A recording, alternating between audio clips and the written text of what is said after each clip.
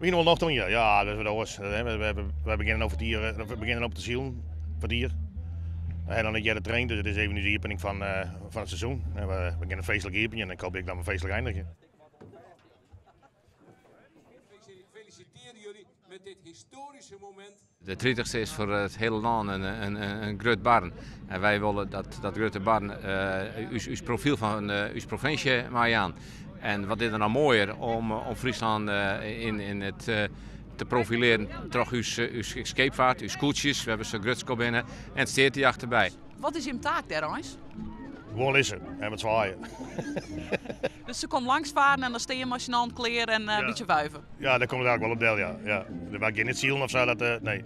Die koning die ging gewoon mooi in een sloep langs al die skippen. Die lezen alle kop en kont en dan vaart er wat weer langs. En we doen er wat Friese vlagen in en zulke dingen alle keer. Oh. Wat verwacht je er eens van? Ik hoop gezellig iets, hoop ik. Hè? Maar ja, voor de rest, ja, was je, we laten op jou komen. En wij zijn met een hele ploeg en we hebben nog 4 scootjes, dus we zijn met 6 scootjes bij elkaar. Dus het vast wel gezellig.